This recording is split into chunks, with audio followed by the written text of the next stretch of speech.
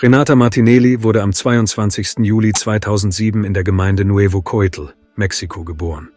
Sie war die einzige Tochter von Karen Rice und zeigte schon von klein auf Freundlichkeit und Großzügigkeit.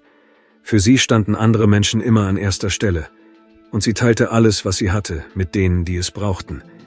Sie sagte ihrer Mutter, dass sie, wenn sie groß sei, ein Heim bauen wolle, um Menschen zu helfen. Im Jahr 2020 lebte die 13-jährige Renata mit ihrer Mutter und ihrem Stiefvater Carlos Daniel zusammen, der Busfahrer war und in einer Familie aufgewachsen war, die nur aus Frauen bestand. Aufgrund der außergewöhnlichen Situation im Gesundheitswesen besuchte das Mädchen Online-Unterricht und verließ ihr Zimmer nicht, bis sie alle Hausaufgaben erledigt hatte.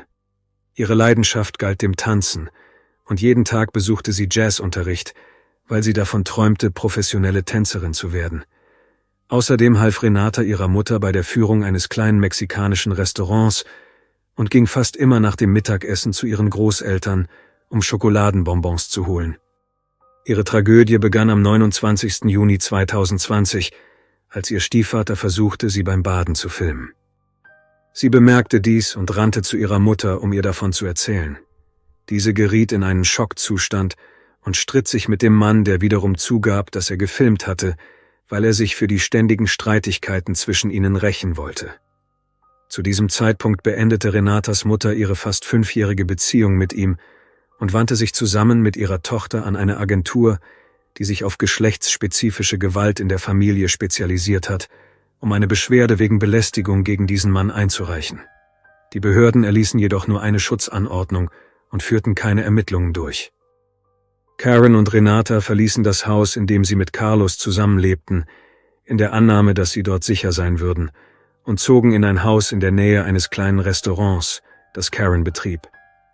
5 Monate nach dem Vorfall, am 29. November, blieb Renata bis in die frühen Morgenstunden wach und unterhielt sich mit ihren Freunden in den sozialen Netzwerken. Als sie schließlich einschlief, fiel sie in einen tiefen Schlaf, und kein Geräusch, ganz gleich wie laut, konnte sie wecken, nicht einmal ihre Mutter, die an diesem Morgen zur Arbeit ging. Karen hatte einen zweiten Job in einer Zigarrenfabrik angenommen.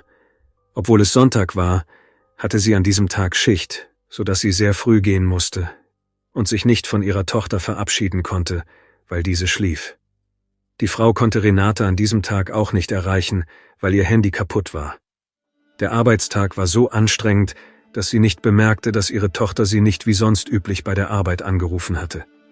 Der Plan für diesen Tag war, wenn Renata aufwacht, fährt sie zu ihren Großeltern und verbringt den ganzen Tag dort, um nicht allein zu sein, aber das ist nicht geschehen.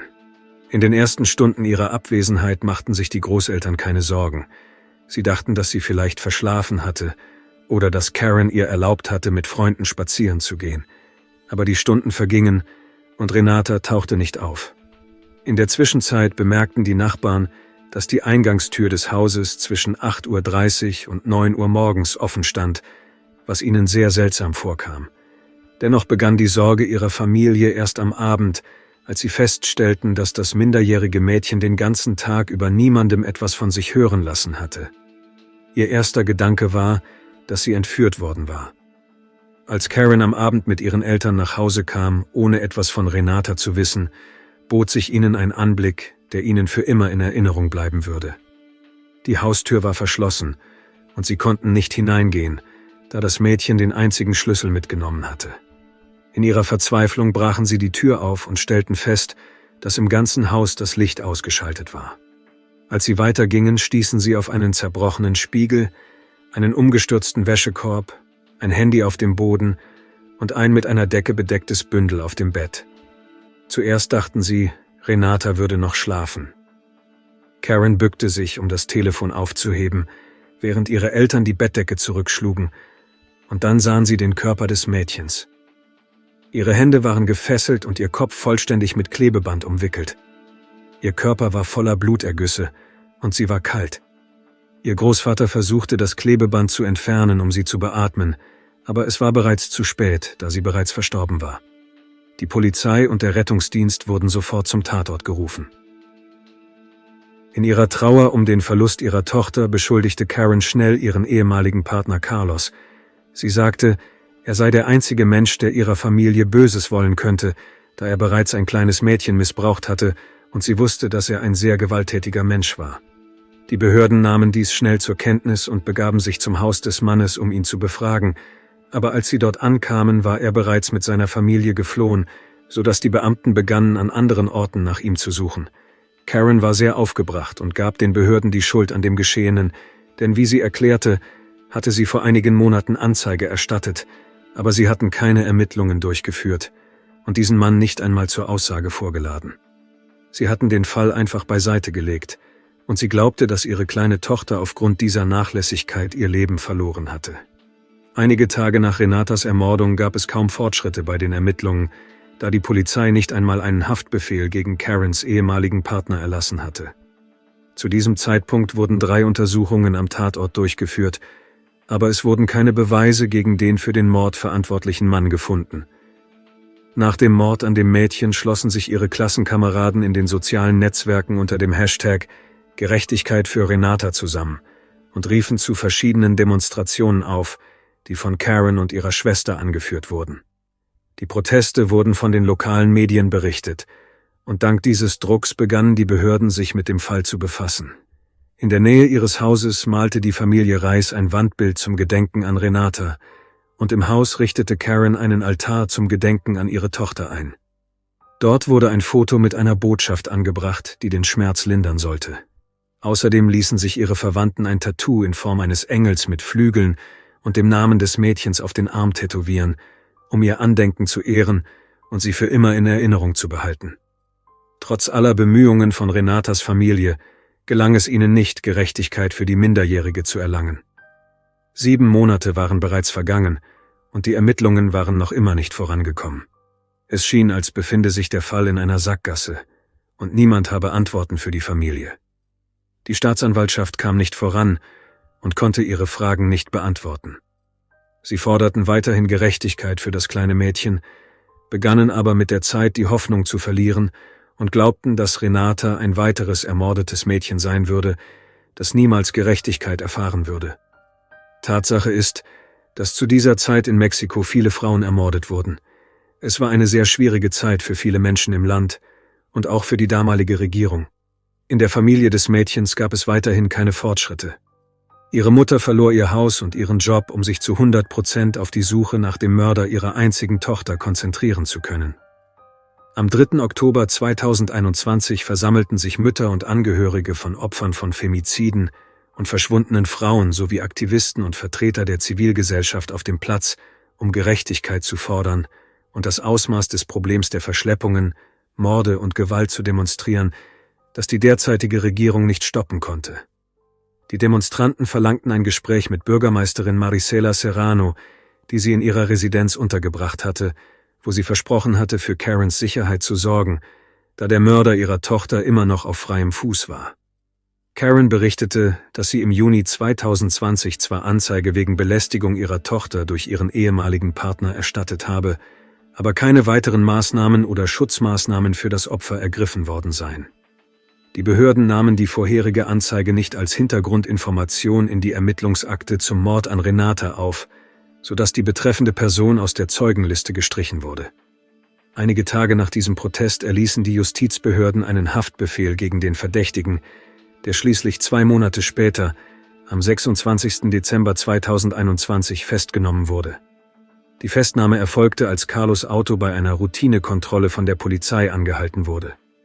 Die Beamten baten ihn, seine Papiere vorzulegen, überprüften diese im System und stellten fest, dass gegen den Mann ein Haftbefehl vorlag, woraufhin er bis zum Beginn des Gerichtsverfahrens ins Gefängnis gebracht wurde. 2 Tage später, am 28. Dezember, fand die erste Gerichtsverhandlung statt, zu der die Angehörigen des Opfers geladen waren.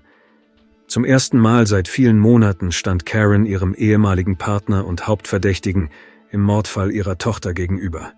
Sie war bereit, alles zu tun, um Gerechtigkeit zu erlangen, und wollte, dass der Mann ihr erzählte, was er ihrer Tochter angetan hatte, und seine Schuld eingestand.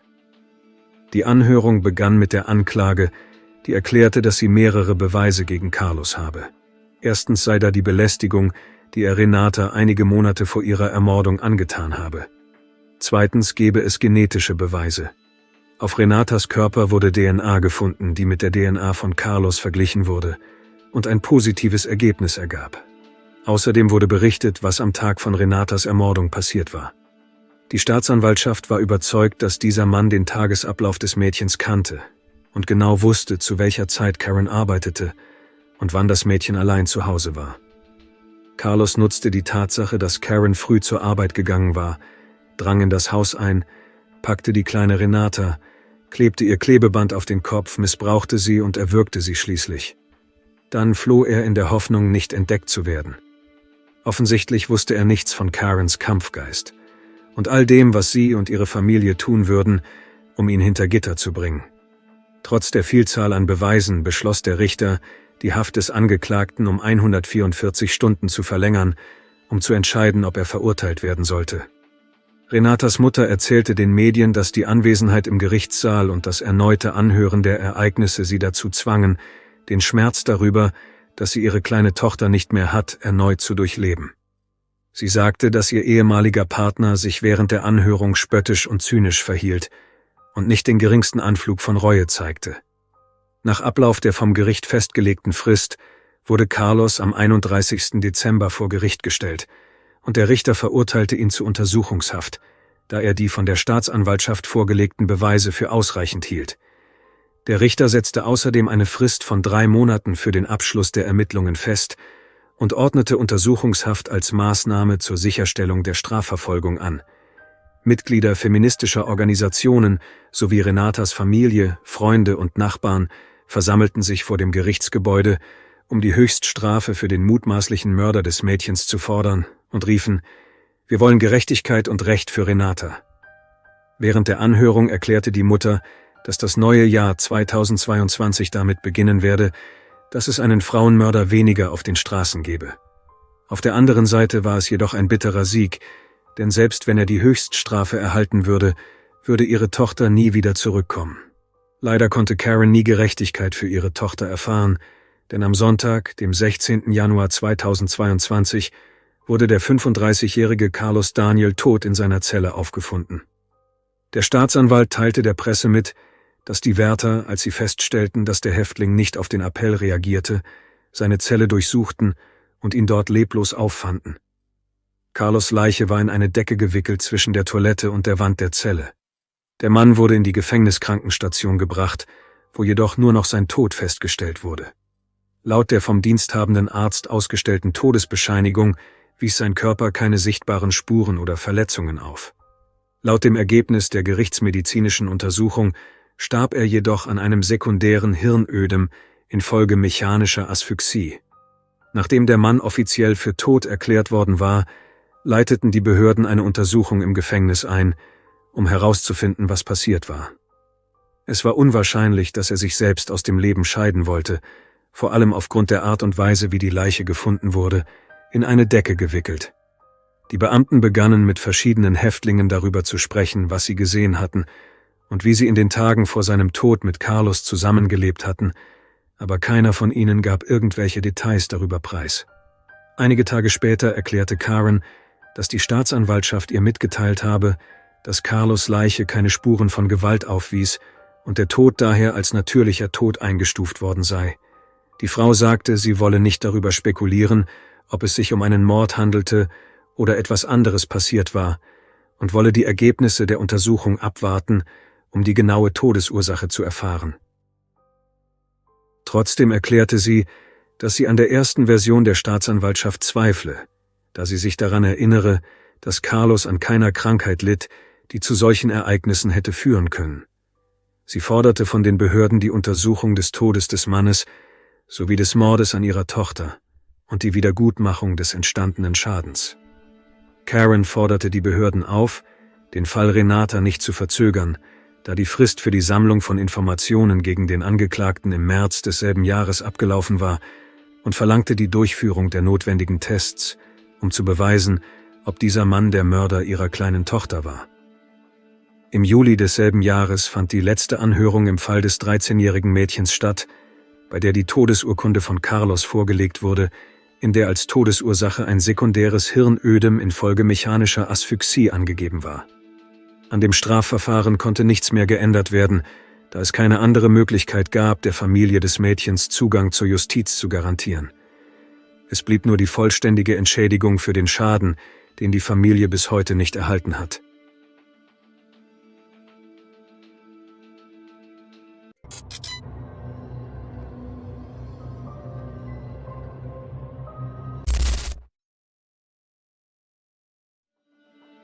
Am Halloween-Tag, dem 31. Oktober 2012, ereignete sich in Rebeccas Haus eine schreckliche Tragödie. Der gesamte Bundesstaat Michigan war entsetzt, als er erfuhr, was mit der jungen Frau geschehen war und wer an dieser Tat beteiligt war. Rebecca Jane Gay wurde am 26. März 1988 in Midland, Michigan, USA, als Tochter von Thomas und Sally Gay geboren. Rebecca wuchs in einer großen Familie auf. Sie hatte 2 Brüder und eine Schwester. Als die Kinder älter wurden, ließen sich Thomas und Sally scheiden. Ihre Verwandten beschrieben Rebecca als eine nette, gütige, anständige junge Frau, sehr ruhig, bescheiden, aber gleichzeitig fröhlich und lächelnd. Im Jahr 2007 schloss sie die Highschool ab und begann ein Studium. Rebecca träumte davon, Friseurin zu werden. Im Jahr 2009, im Alter von 21 Jahren, brachte sie einen Sohn zur Welt. Der Junge wurde Conway genannt. Mit seinem Vater trennten sich ihre Wege. Rebecca lernte einen neuen Freund namens Aaron Quinn kennen. Sie lebten nicht zusammen, planten aber eine gemeinsame Zukunft. Anfang 2012 begann Rebecca als Beraterin im Geschäft Goodwill zu arbeiten. Nach ein paar Monaten harter Arbeit wurde sie zur Managerin befördert. Rebecca war darüber sehr glücklich. Sie brauchte Geld, um sich und ihren Sohn zu versorgen. Sie lebten in einem Wohnwagen in Mount Pleasant im Bezirk Isabella. Aaron besuchte sie oft. Rebecca wusste noch nicht, dass Aaron bereits einen Verlobungsring gekauft hatte und ihr bald einen Heiratsantrag machen wollte. Aaron kam zu spät. An Halloween, dem 31. Oktober 2012, verschwand die 24-jährige Rebecca Gay spurlos und meldete sich nicht mehr.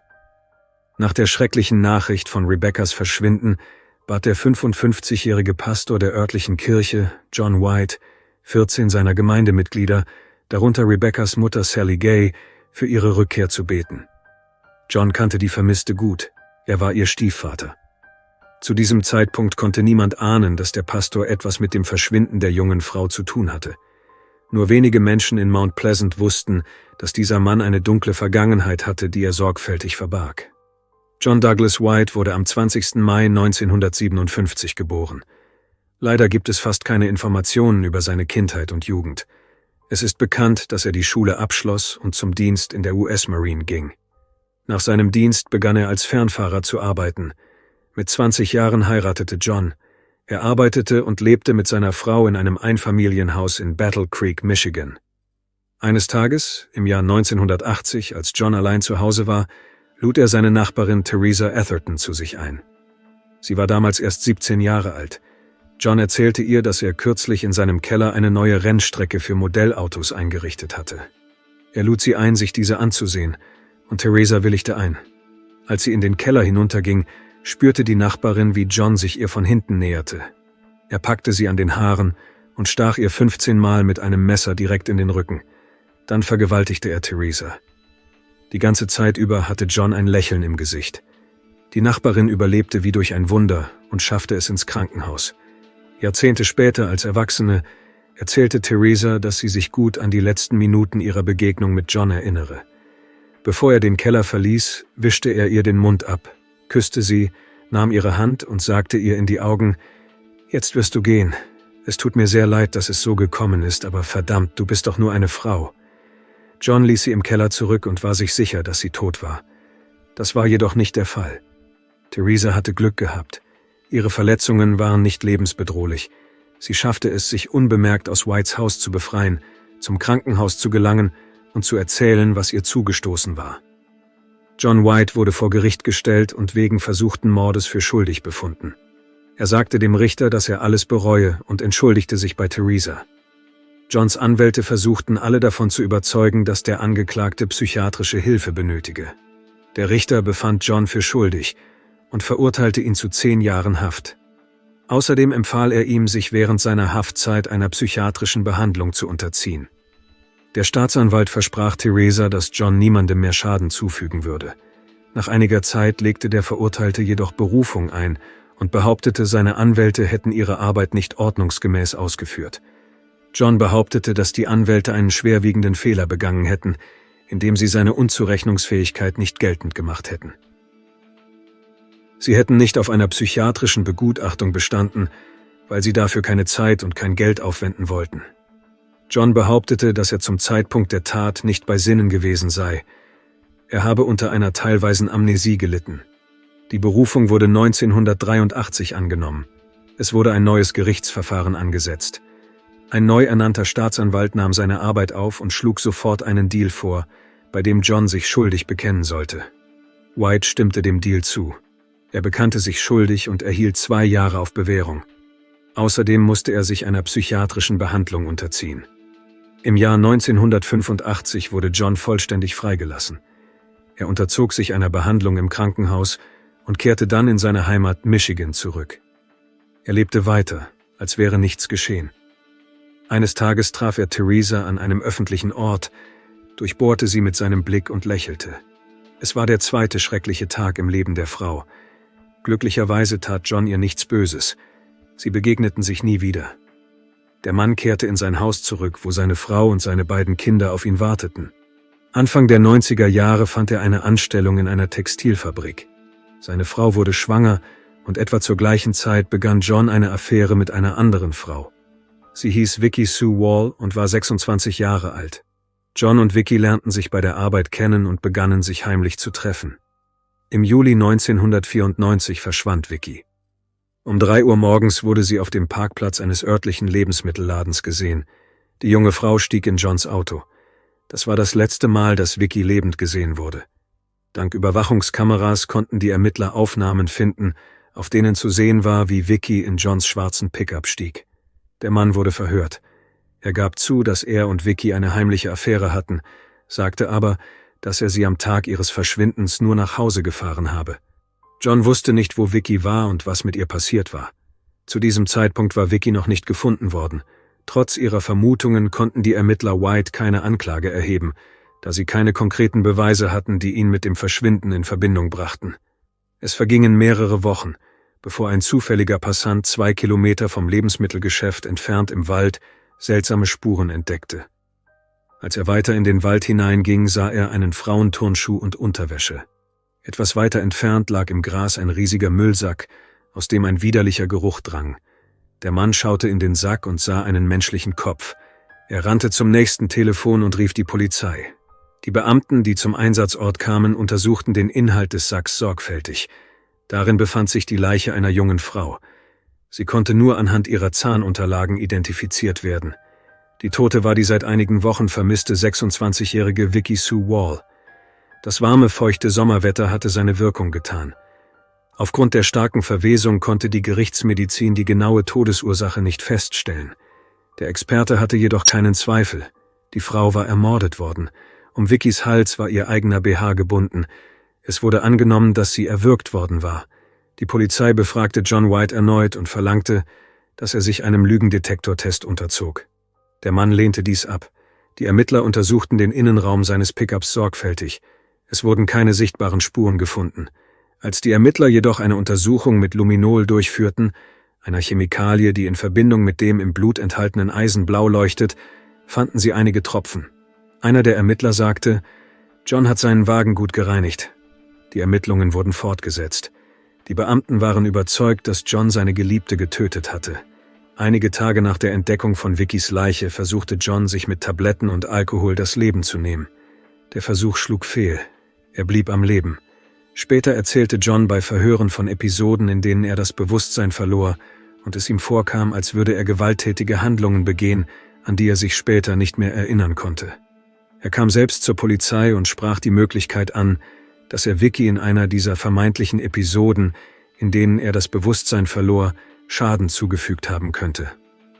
Whites Frau erzählte, dass ihr Mann über multiple Persönlichkeiten klagte und dass er, wenn er etwas tat, oft das Gefühl hatte, als würde er das Geschehen von außen beobachten.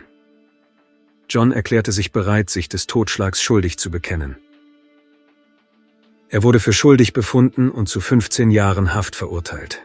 Bei der Urteilsverkündung entschuldigte sich John bei der Familie des Opfers und bezeichnete das Geschehene als tragischen Unfall. Während seiner Haft begann er, einen Gefängnispsychologen aufzusuchen und gestand in einer Sitzung, dass er ständig grausame Fantasien über das Töten von Frauen und die Nähe zu ihren Leichen habe. Hinter Gittern hatte er schreckliche Bilder von Staatsanwältin Carrie Klein und Anwältin Kathleen Brickley im Kopf. Die Gefängnisleitung warnte beide Frauen davor. Fast 13 Jahre vergingen. Im Februar 2007 wurde John White aus dem Gefängnis entlassen. Während seiner Haftzeit hatte er erneut eine Therapie absolviert und an einer Gruppentherapie teilgenommen. Sein ältester Sohn Gabriel White sagte einmal: „Mein Vater hat sich kein bisschen verändert. Er weiß ganz genau, dass er psychisch krank ist, aber er weigert sich, dies zuzugeben, versteckt es und will keine Hilfe annehmen." John zog in den Norden des Bundesstaates Michigan. Er vertiefte sich in die Religion. Im Jahr 2012 lebte er mit einer Frau namens Sally Gay in einem Wohnwagenpark und war Pastor einer kleinen Kirchengemeinde namens Christ Community. Sally und Rebecca besuchten die Christ Community oft. Rebecca lebte in einem separaten Wohnwagen neben ihrer Mutter. John verstand sich gut mit Rebecca und half ihr oft, auf ihren Sohn aufzupassen. Im Herbst 2012 kehrten Johns böse Fantasien zurück. Diesmal konnte er nicht aufhören, an Rebecca und eine intime Beziehung mit ihr zu denken. Später gestand John bei der Vernehmung, dass seine Fantasien am 31. Oktober 2012 so lebhaft wurden, dass er ein starkes, unwiderstehliches Verlangen verspürte, sie in die Tat umzusetzen. Am Morgen verließ der Mann seinen Wohnwagen, in dem er zusammen mit Sally lebte, und ging zu Rebeccas Wohnwagen nebenan. Er klopfte an die Tür. Obwohl es etwa 6 Uhr morgens war, störte die junge Frau dieser frühe Besuch nicht sonderlich. Sie schaute aus dem Fenster, sah ihren Stiefvater auf der Straße und öffnete ihm sofort die Tür. John war Pastor und ein angesehener Mann in ihrer Nachbarschaft. Die Einheimischen vertrauten ihm ihre Geheimnisse an. Der Mann wirkte immer zurückhaltend, ruhig und ernst. Rebecca erzählte einigen ihrer Freundinnen, dass John für sie wie ein leiblicher Vater war. Er saß oft mit ihrem Sohn zusammen und lehnte es nie ab, ihr zu helfen. Am Morgen des 31. Oktober kam John zu Rebeccas Haus.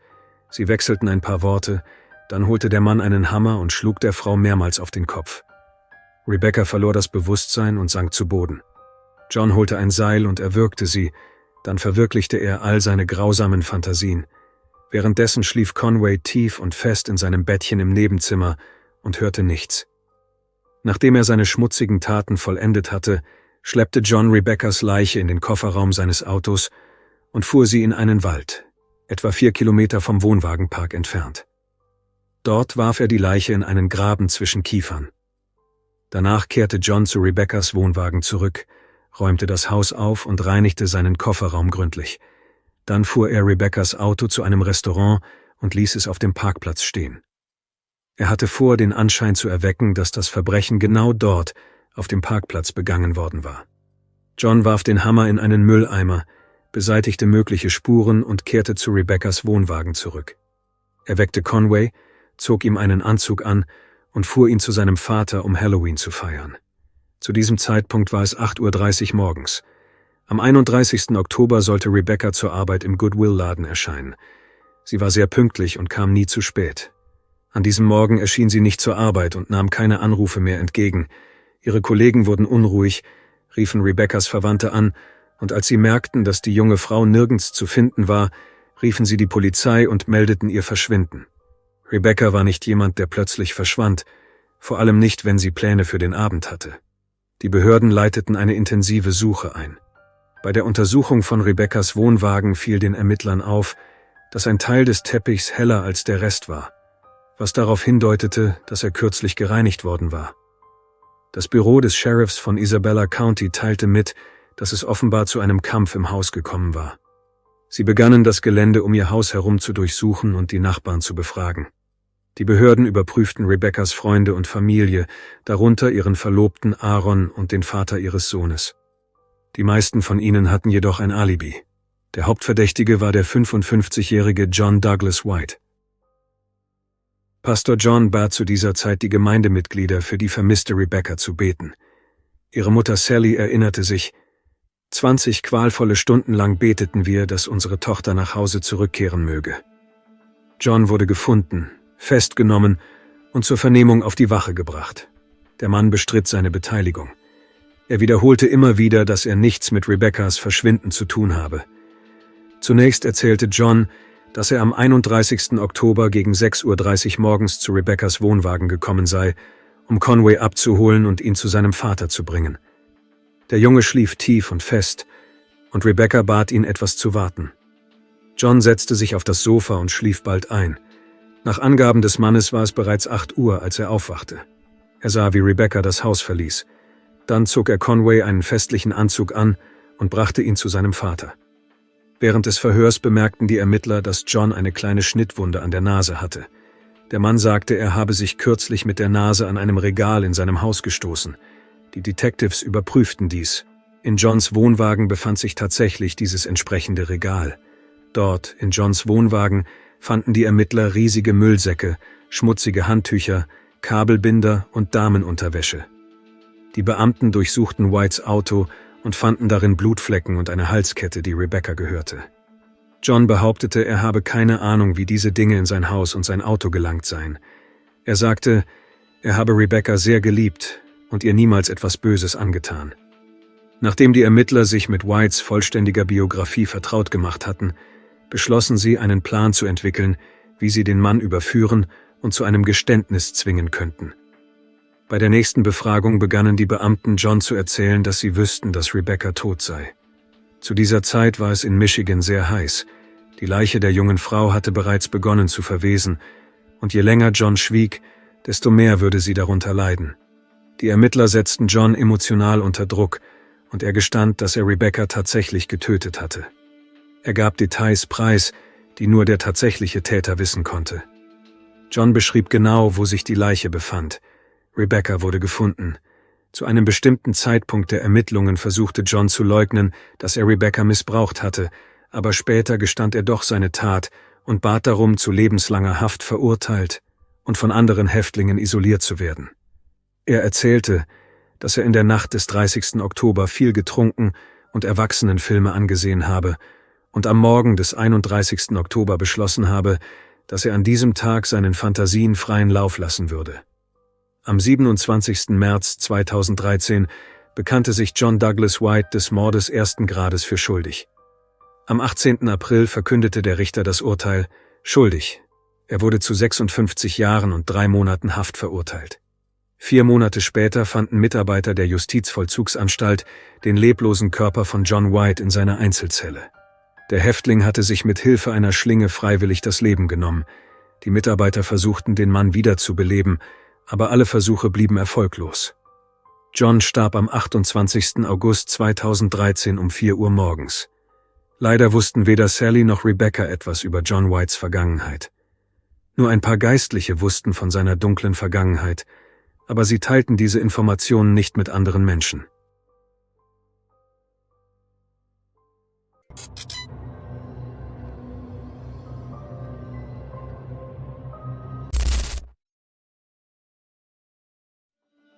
Im Januar 2007 ereignete sich auf den schottischen Inseln eine Tragödie. Der bekannte Kinderbuchautor Richard George Anthony Horne kam zusammen mit seiner Frau Amanda ums Leben. Die Medien berichteten sofort über dieses Kriminalereignis und erklärten, dass die Tragödie des Ehepaars Horne eine neue Geschichte von Romeo und Julia sei. Aber mit der Zeit kam die unangenehme Wahrheit ans Licht. Richard Horne wurde am 9. Mai 1960 geboren. Die ersten 10 Jahre seines Lebens verbrachte er auf einem Bauernhof im Dorf Brandon in der Grafschaft Warwickshire in England. Sein Vater Derek und seine Mutter Josephine waren Landwirte.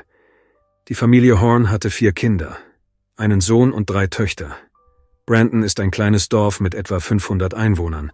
Es ist ein ruhiger Ort, sehr gemütlich und friedlich. Die Familie Horne verbrachte fast ihre gesamte Zeit im Freien. Sie gingen gerne angeln, fuhren Boot und badeten im Fluss Avon. Im Jahr 1970 zog die Familie ins Zentrum der Grafschaft Warwickshire. Dort fand Richard seine Berufung. Er begann Geschichten zu schreiben. Er erzählte seinen neuen Freunden, dass ihr altes Bauernhaus auf dem Weihnachtsberg lag. Er erzählte, dass der Weihnachtsmann dort oft Halt machte, um sich auszuruhen, wenn er Geschenke in die ganze Welt verteilte. Richard erfand spannende Geschichten, und alle hörten ihm gerne zu. 10 Jahre Leben auf dem Land gaben Richard ein Gefühl von Freiheit. Er liebte es zu reiten und viel Zeit in der Natur zu verbringen. Es kam sogar vor, dass das müde Pferd alleine nach Hause zurückkehrte, während der Junge weiter spazieren ging. So sehr liebte er die Natur. Mit 13 Jahren begeisterte sich Richard für Cricket, eine beliebte Sportart in Großbritannien. Etwa zur gleichen Zeit begann er, seine Fähigkeiten als Geschichtenerzähler und Illustrator zu verfeinern. Richard erhielt sogar Auszeichnungen für seine Zeichnungen. Einmal las der Schuldirektor seinen Nachnamen falsch. Statt Horne sagte er Horse. Dieser Fehler blieb ihm sein ganzes Leben lang erhalten. Als der Junge erwachsen wurde und anfing, Geschichten zu schreiben, nahm er das Pseudonym Harry Horse an. Richard schloss die Schule und anschließend das College ab. Danach begann er, in einer Anwaltskanzlei zu arbeiten. Richard erkannte ziemlich schnell, dass er ein kreativer Mensch war und sich in dieser Richtung weiterentwickeln musste. Mit 19 Jahren traf er eine Entscheidung, die sein Leben für immer veränderte. Eines Wintermorgens stand Horne am Bahnhof. Er konnte sich lange nicht entscheiden, wohin er ziehen sollte. Der junge Mann schwankte zwischen London und Edinburgh. Er beschloss, eine Münze zu werfen. Bei Kopf würde er nach London ziehen, bei Zahl nach Edinburgh. Die Münze fiel mit Kopf nach oben, aber Richard änderte plötzlich seine Meinung und kaufte ein Ticket nach Schottland. Das Leben in Schottland war nicht einfach. Horne hatte weder Arbeit noch Beziehungen noch Perspektiven, aber er hatte einen Plan. Er begann, sich als Student zu verkleiden und Malunterricht zu besuchen. Er studierte den Stundenplan genau und kam in die Vorlesungssäle der Universität, hörte sich die Vorlesungen an und versuchte am Ende, den Raum so schnell wie möglich zu verlassen, damit ihn niemand bemerkte. Man könnte sagen, dass Richard auf diese Weise Wissen stahl. Außerdem aß der Pseudostudent kostenlos in der Mensa. Er nutzte seine Fähigkeiten, um ein Portfolio mit seinen besten Arbeiten zu erstellen und versuchte, Verträge mit lokalen Verlagen abzuschließen. Leider zeigte jedoch niemand Interesse an Hornes Arbeiten, sodass er zu einem weiteren Trick greifen musste. Es war das Jahr 1981. Der 21-jährige Richard wandte sich an einen der größten Verlage in Edinburgh. Er stellte sich als Literaturagent vor und teilte mit, dass er einen Kunden namens Harry Horse habe, der für kurze Zeit nach Schottland gekommen sei und bereit sei, sich zu treffen, um seine Arbeiten zu zeigen. Richard verzerrte mit Leichtigkeit die Fakten aus seinem Leben, mit Hilfe seiner Fantasie, und ersetzte ganze Fragmente, wodurch er die Grenzen zwischen Realität und künstlerischer Fiktion verwischte. Er konnte das Interesse des Verlags wecken. Sein Talent wurde geschätzt und ihm wurde eine Stelle angeboten.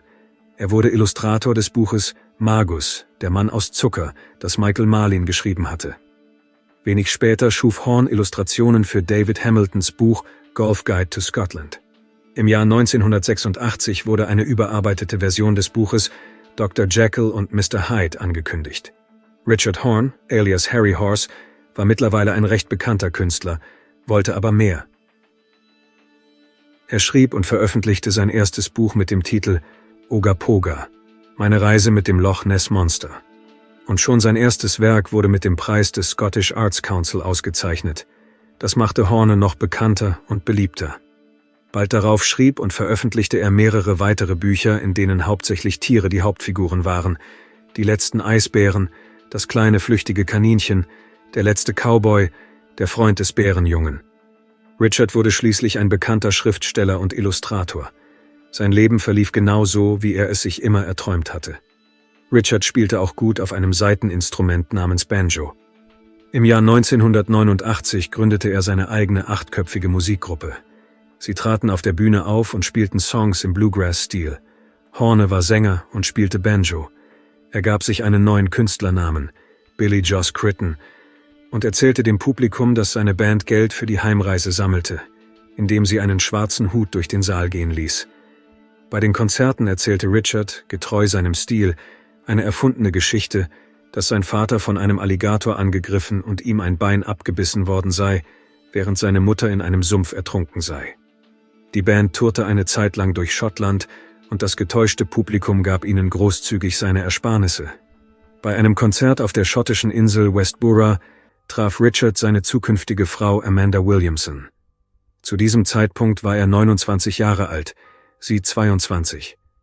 Ein Jahr nach ihrem Kennenlernen heirateten sie, mieteten eine kleine Wohnung in Edinburgh und schafften sich einen Hund und eine Katze an. Das Ehepaar lebte recht bescheiden. Die ruhige Mandy war das genaue Gegenteil ihres aufbrausenden Mannes. Sie half ihm, sein temperamentvolles Wesen zu zügeln, beruhigte ihn und brachte ihn auf den Boden der Tatsachen zurück. Hornes Musikgruppe löste sich auf. Der Mann schrieb weiterhin Geschichten. Richard liebte seinen Hund namens Rue sehr.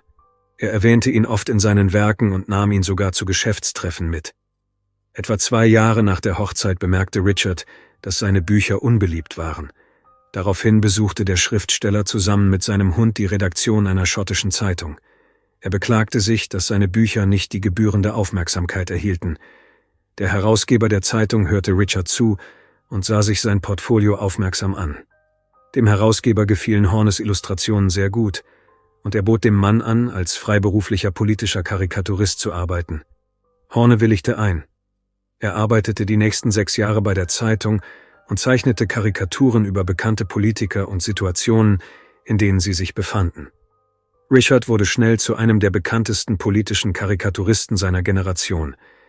Mitte der 90er Jahre entdeckte Horne zusammen mit Millionen anderen Briten die Welt der Computerspiele für sich. Besonders gefielen ihm Quests.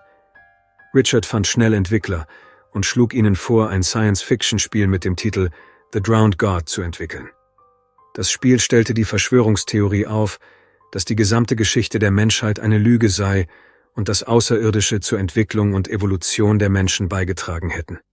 Der Spieler musste die Wahrheit aufdecken, indem er verschiedene Welten bereiste, mit Charakteren interagierte und Rätsel löste. Das Spiel erschien 1996 und kam genau zu Halloween in die Läden. Es wurde populär. Kritiker beschrieben es so: das seltsamste, gruseligste und psychedelischste Spiel, das wir je gesehen haben.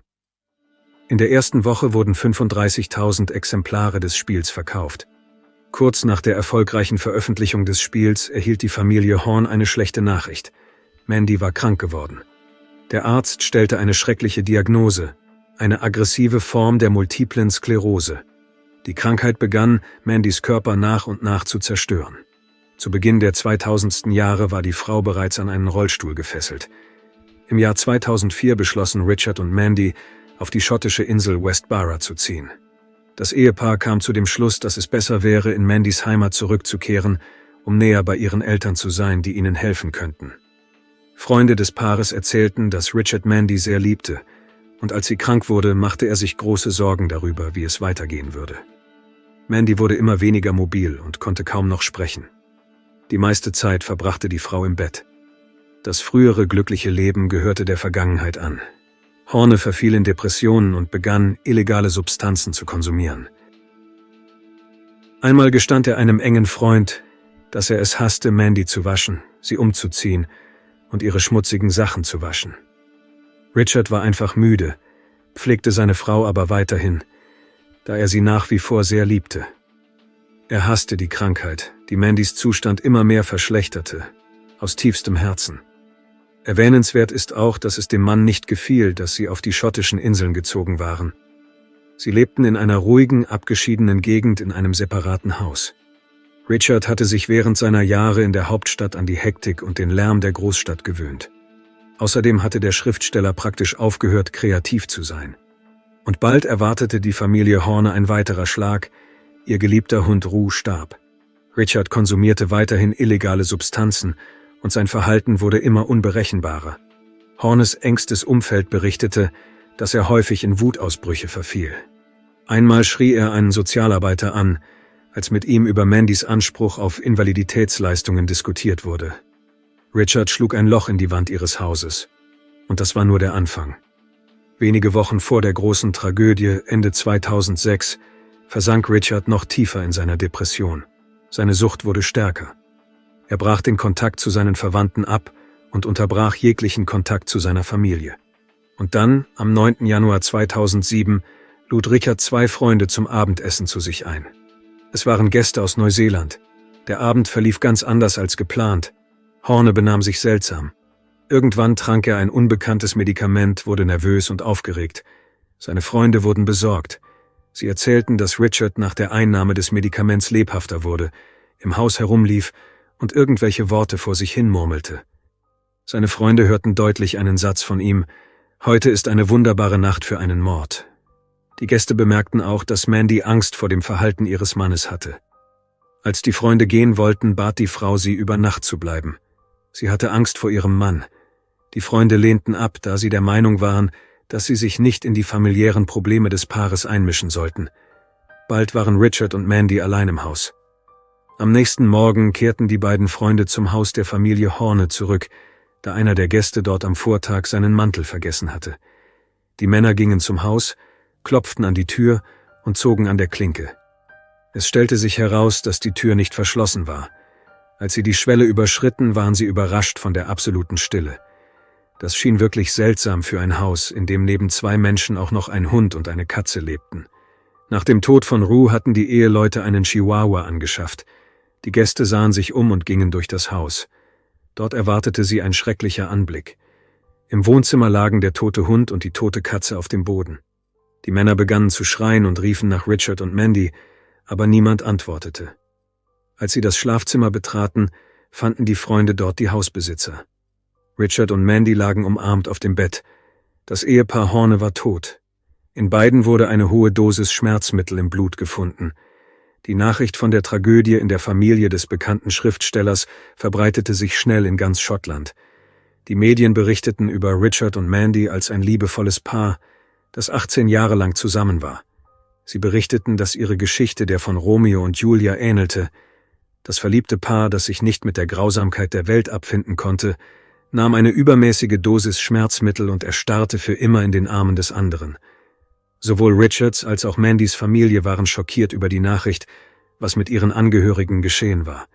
Sie akzeptierten die Version der Geschichte von Romeo und Julia, aber nach einigen Monaten kam die schreckliche Wahrheit ans Licht. Es stellte sich heraus, dass es keine Vereinbarung gegeben hatte. Der Tod des Ehepaars Horne war keine verrückte romantische Geste. Es gab keine Vereinbarung, dass sie gemeinsam aus dem Leben scheiden würden. Die Polizei gab lange Zeit keine Details zu dem Verbrechen bekannt. Selbst die Angehörigen wussten nicht, dass das ganze Haus buchstäblich mit Blut überströmt war. Das ist, was wirklich passiert ist.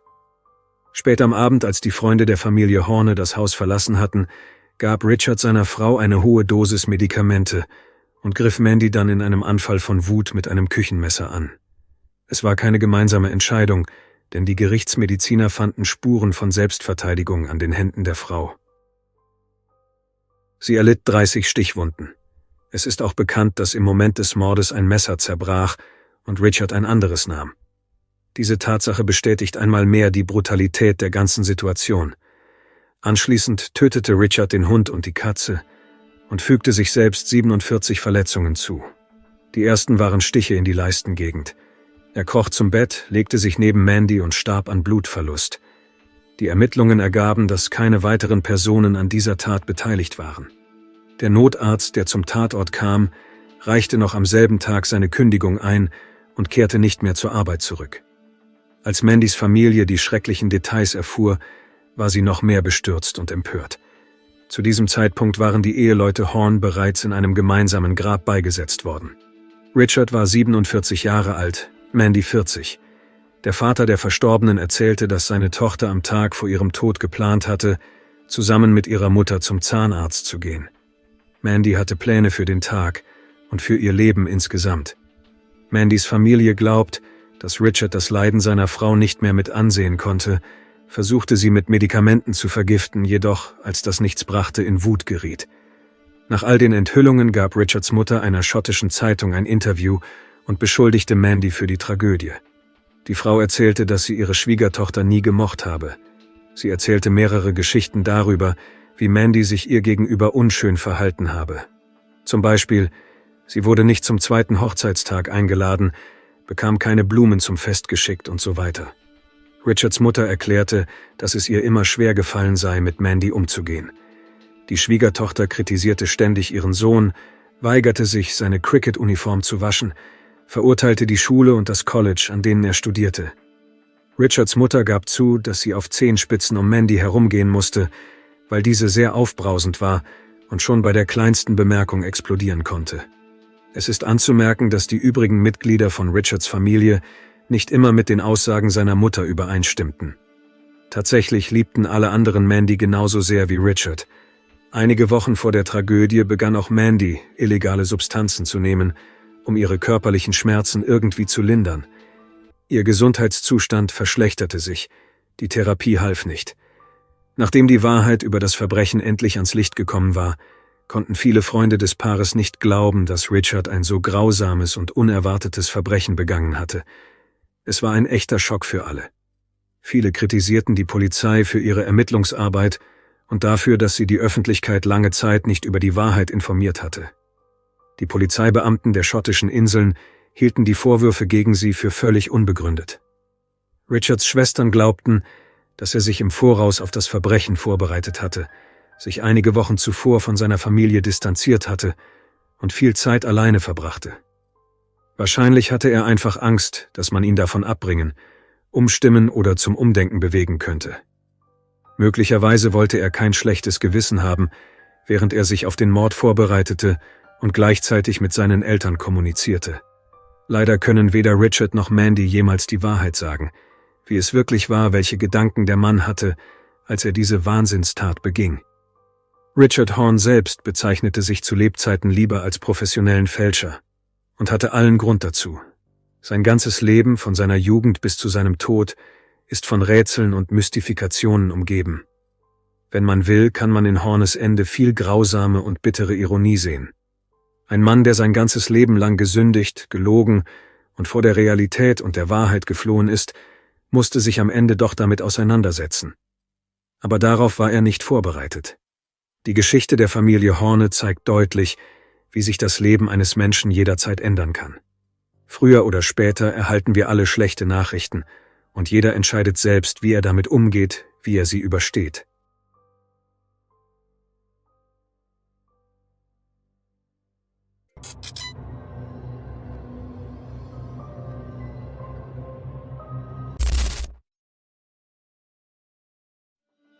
Die maledivische Schönheit Rauda Atif hatte ein ungewöhnliches Aussehen.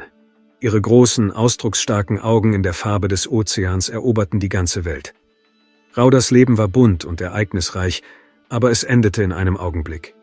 Der Tod der jungen Frau wurde zu einem Geheimnis, das von Dunkelheit umhüllt war. Rauda Atif wurde am 18. Mai 1996 in Male, der Hauptstadt der Republik Malediven, geboren.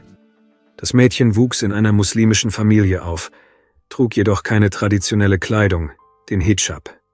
Ihr Vater Mohammed Atif und ihre Mutter Aminat Muharimat wollten, dass ihre Tochter zu einer freien Persönlichkeit heranwuchs und wichtige Entscheidungen in ihrem Leben selbst traf.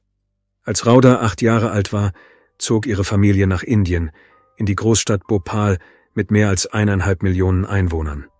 Vielleicht haben einige von Ihnen bereits von der Tragödie gehört, die sich 1984 in dieser Stadt ereignet hat. Die Katastrophe von Bhopal ist die größte von Menschen verursachte Katastrophe in der modernen Geschichte, gemessen an der Zahl der Opfer. Sie ereignete sich infolge eines Unfalls in einer Chemiefabrik, die einem amerikanischen Unternehmen gehörte. In der Nacht zum 3. Dezember 1984 traten aus einem Tank, in dem Methylisocyanat gelagert wurde, 42 Tonnen dieser hochgiftigen Verbindung aus. Die chemische Wolke bedeckte ein Gebiet von 40 Quadratkilometern und breitete sich auf die nahegelegenen Slums und den Bahnhof aus. Nach offiziellen Angaben starben am Tag des Unglücks mehr als 5.000 Menschen. In den folgenden Jahren starben weitere 15.000 Menschen und die Gesamtzahl der Opfer wurde auf 150.000 bis 600.000 geschätzt. Trotz der Vergangenheit von Bhopal zog die Familie Atif 2004 in diese Stadt. Ihr Leben am neuen Ort verlief recht erfolgreich. Der Vater Mohammed arbeitete als Arzt. Nach 5 Jahren kehrte die Familie auf die Malediven zurück. Rauda war eine gute Schülerin. Sie gab sich große Mühe und war dabei ein recht bescheidenes Mädchen. Schon in jungen Jahren stach sie aufgrund ihres ungewöhnlichen Aussehens aus der Masse hervor. Mit 14 Jahren nahm Rauda an einer Kampagne zum Schutz der Umwelt im nationalen Fernsehen der Malediven teil. Damals wurde ein professioneller Fotograf auf sie aufmerksam, der sie sofort ausfindig machte. Der Fotograf machte eine Reihe von Aufnahmen von Rauda im Meer. Diese Fotos wurden sofort populär und verbreiteten sich im gesamten Internet. Die Bilder wurden mit dem Titel »Das Mädchen mit den Augen in der Farbe der Meereswellen« versehen. Der unerwartete Erfolg der Fotos machte Rauda außergewöhnlich populär. Modelagenturen und Modemarken schickten ihr nacheinander ihre Jobangebote. Raudas Leben veränderte sich grundlegend, aber sie behauptete, dass sie kein Model werden wolle und dass das Fotografieren für sie nur ein Hobby sei. Raudas wahrer Traum war es, in die Fußstapfen ihres Vaters zu treten, eine medizinische Ausbildung zu absolvieren und Menschen zu helfen, insbesondere denen, die sich keine kostenpflichtigen Konsultationen leisten konnten. Nach dem Abschluss der internationalen Schule auf den Malediven erhielt Rauda ein Stipendium und eine Empfehlung für ein privates islamisches Medizincollege in Rajshahi in Bangladesch. Sie musste in ein anderes Land ziehen, um ihr Studium zu beginnen. Da es sich um eine islamische Hochschule handelte, war Rauda verpflichtet, einen Hijab zu tragen, zumindest während ihres Aufenthalts in der Bildungseinrichtung. Die junge Frau sah darin kein Problem und versuchte, sich an die lokalen Traditionen zu halten. Rauda lebte in einem Frauenwohnheim auf dem Campusgelände. Neben dem Studium arbeitete sie weiterhin als Model, um sich vollständig selbst versorgen zu können. Das erste Jahr in dem neuen Land war nicht einfach. Wo auch immer die Schönheit auftauchte, zog sie ständig die Aufmerksamkeit auf sich, und zwar nicht nur von Männern, sondern auch von Frauen. Die Einheimischen bemerkten, dass Rauda sich nicht immer an die muslimischen Traditionen hielt. Es kam vor, dass die junge Frau das Haus ohne Kopfbedeckung verließ. Sie wurde verfolgt. Man machte ihr Bemerkungen, schrie ihr Drohungen hinterher, damit sie anständig aussehe. Rauda wurde dafür gehänselt, dass sie Jeans trug. Trotz der Spottrufe schreckten sie diese Momente nicht ab. Sie sah darin kein Problem. Rauda lebte weiterhin in Bangladesch, studierte und arbeitete als Model. Der Druck wurde deutlich stärker, als Rauda im Oktober 2016 auf dem Cover der Zeitschrift Vogue India erschien. Sie posierte zusammen mit anderen Frauen. Auf dem Foto waren ihr Hals und ihre Schultern zu sehen, was für Muslime als inakzeptabel gilt.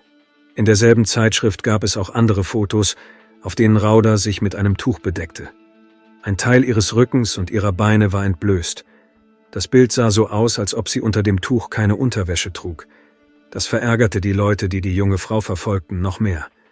Nach dem Erscheinen der Zeitschrift wurde Rauda im College mit einer noch feindseligeren Haltung konfrontiert. Sie blieb oft allein. Ihre Kommilitonen wollten nichts mit ihr zu tun haben. Nach einiger Zeit gelang es Rauda jedoch, sich mit einer kleinen Gruppe von Studenten anzufreunden, darunter auch mit Sirat Parvin Mahmud. Sirat war aus Indien nach Bangladesch gekommen, um zu studieren. Sie war Raudas Nachbarin im Studentenwohnheim. Sie wohnten auf derselben Etage. Am Mittwoch, dem 29. März 2017, passierte etwas Seltsames. Am Morgen kam Sirat in Raudas Zimmer. Die Freundinnen unterhielten sich ein wenig. Sirat musste weg, um etwas zu erledigen. Sie ging. Nach ein paar Stunden klopfte sie erneut an Raudas Zimmer, aber niemand öffnete ihr die Tür. Normalerweise sagte Rauda ihrer Freundin immer Bescheid, wenn sie irgendwo hinging. Die Freundinnen wussten über die Bewegungen, Zeitpläne und Angelegenheiten der anderen Bescheid. Sie taten dies unter anderem aus Sicherheitsgründen, da Rauda weiterhin verfolgt wurde. Die besorgte Sirat schaute durch den Türspalt und erstarrte vor Entsetzen.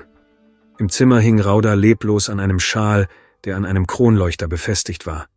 Sirat versuchte, die Tür zu öffnen, um ihrer Freundin zu helfen. Sie begann zu schreien und um Hilfe zu rufen. Die Schreie alarmierten Studentinnen aus den Nachbarzimmern. Gemeinsam gelang es ihnen, die Tür aufzubrechen und hineinzukommen. Trotz aller Versuche, die junge Frau wiederzubeleben, war alles umsonst. Rauda war tot. Die Nachbarin rief die Polizei. Die Ermittlungen begannen. Leider hatten die Studentinnen, die Raudas Zimmer betreten hatten, um ihr zu helfen, am Ort des Geschehens viele Veränderungen vorgenommen. Das erschwerte die Spurensicherung. Die Ermittler untersuchten das Zimmer nur oberflächlich. Niemand wusste, was sich darin abgespielt hatte.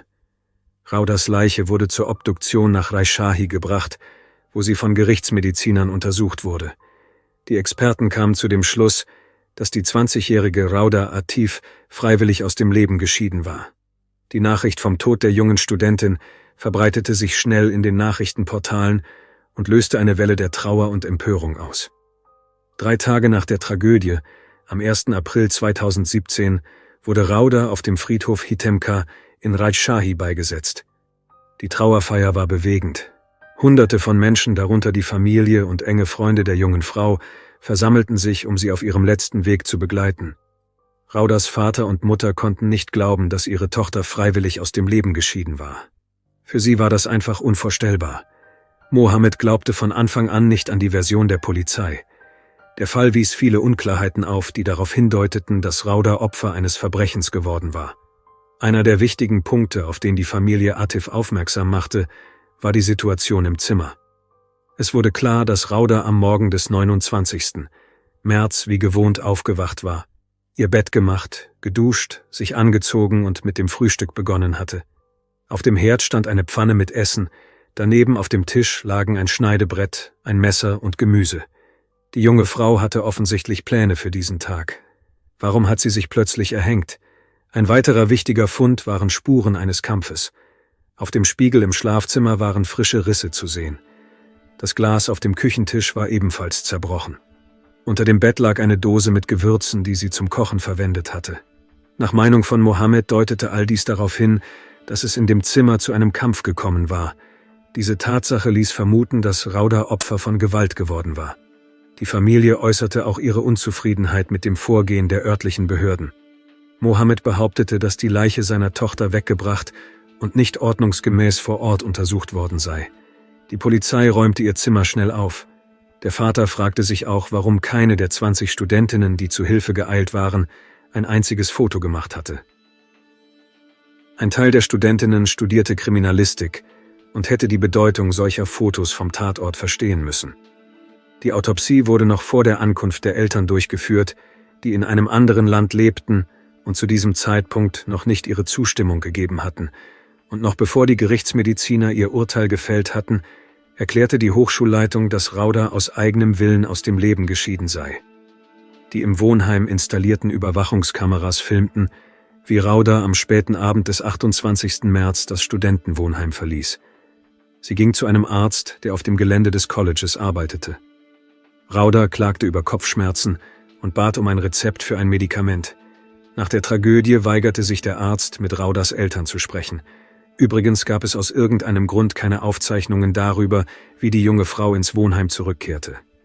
Als Mutter und Vater ihre einzige Tochter beerdigten, begannen sie zu vermuten, dass man versuchte, Raudas Fall zu vertuschen.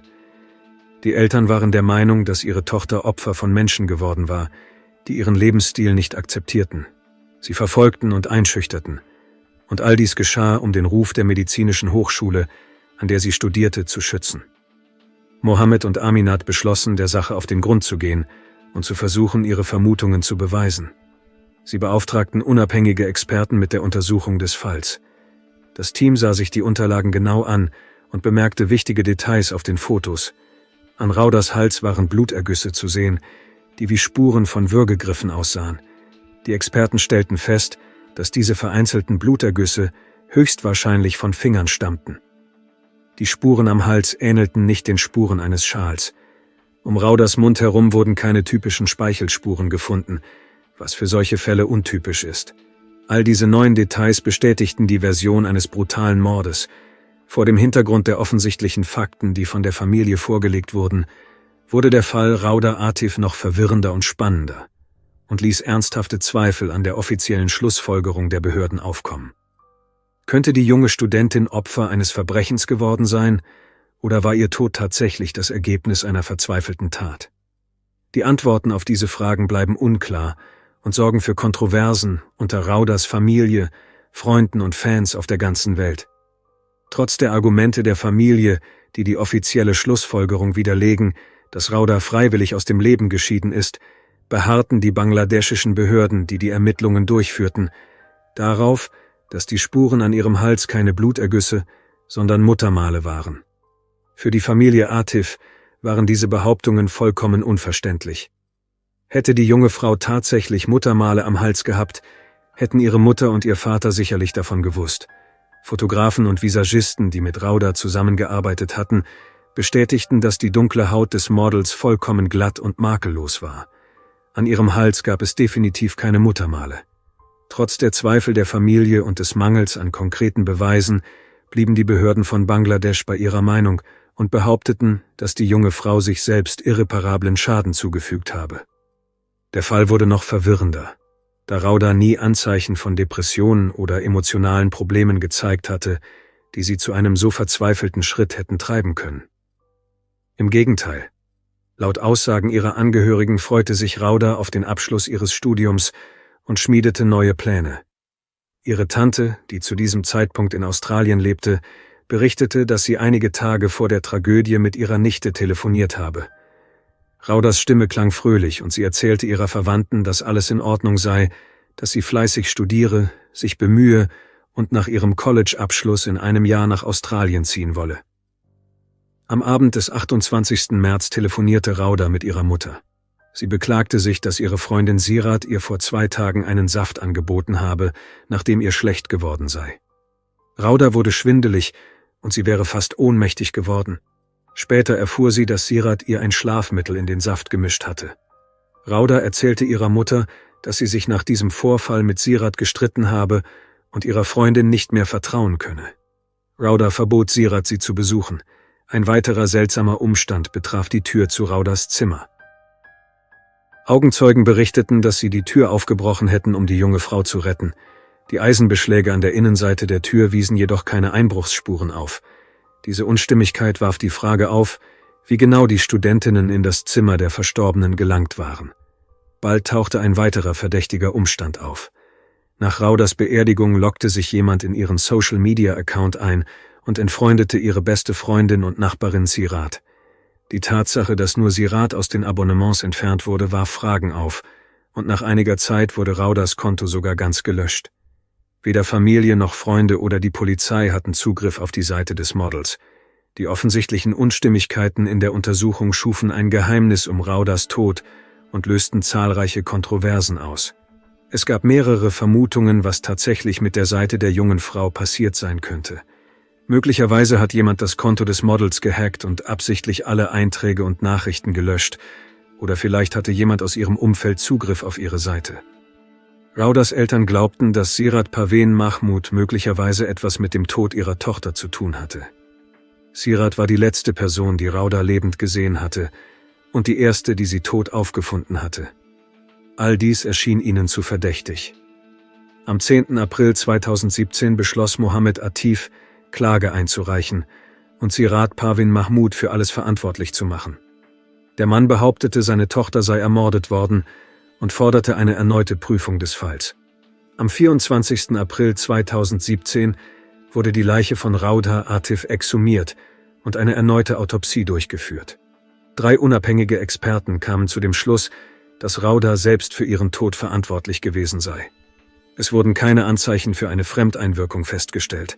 Die Vermutungen der Familie Atik, dass Rauda ermordet worden sei, bestätigten sich nicht. Außerdem legten die Behörden die Korrespondenz von Rauda mit einem gewissen Shahin vor. Angeblich hatten Shahin und Rauda in der Nacht vor der Tragödie telefoniert und dann hatte der Junge ihr eine Nachricht geschickt, in der stand, dass er sie betrogen habe. Die Mutter und der Vater bestritten kategorisch, dass ihre Tochter eine Beziehung zu Shahin gehabt habe. Sie wussten nichts über diesen Mann. Rauda hatte diesen Namen nie erwähnt. Auch Raudas Freundinnen wussten nichts über Shahin. Die Familie Atif glaubt bis heute nicht an die von den Behörden vorgelegte Version und besteht weiterhin auf einer erneuten Untersuchung. Für sie stimmen einige offensichtliche Details überhaupt nicht überein. Die populärste Vermutung ist, dass Sirat Parveen Mahmood sich mit anderen Personen abgesprochen hat, damit diese ihr helfen, ihre Freundin loszuwerden und es so aussehen zu lassen, als hätte Rauda es selbst getan. Nach Meinung der anderen Freundinnen von Rauda war Sirat neidisch auf Rauda, auf ihre natürliche Schönheit, ihren Erfolg in der Arbeit und im Studium, ihr Streben nach Wachstum und Entwicklung. Übrigens hatte Sirat zuvor über Rauda gelacht, sie wegen ihrer unangemessenen Kleidung beschimpft und erst nach einiger Zeit wurden sie Freundinnen. Trotz verschiedener Anschuldigungen gegen Sirat hat sie sich nie öffentlich zum Tod ihrer engen Freundin geäußert. Sie hat diese Tragödie und die gegen sie erhobenen Vorwürfe nicht kommentiert. Das Einzige, was Sirat sagte, war, dass sie Rauda niemals Schlafmittel untergemischt habe und den Aussagen ihrer Mutter keinen Glauben schenke. Sirats Schweigen verstärkt nur das Geheimnis und die Spekulationen über ihre mögliche Beteiligung an den fatalen Ereignissen. Der Tod von Rauda Atif wurde in den Medien von der australischen Fernsehsendung 60 Minuten thematisiert. Die Journalisten suchten nach Zeugen, befragten ehemalige Studentinnen und versuchten, neue Informationen zu finden. Die Behörden von Bangladesch verboten die Dreharbeiten und wiesen die Journalisten an, ihre Ermittlungen einzustellen. Obwohl der Fall offiziell abgeschlossen wurde, bleibt er für die Familie Atif bis heute offen. Mutter und Vater erklärten ausdrücklich, dass sie nicht ruhen werden, bis sie die Wahrheit erfahren und die Schuldigen bestraft werden. Danke fürs Zuschauen und passen Sie auf sich auf.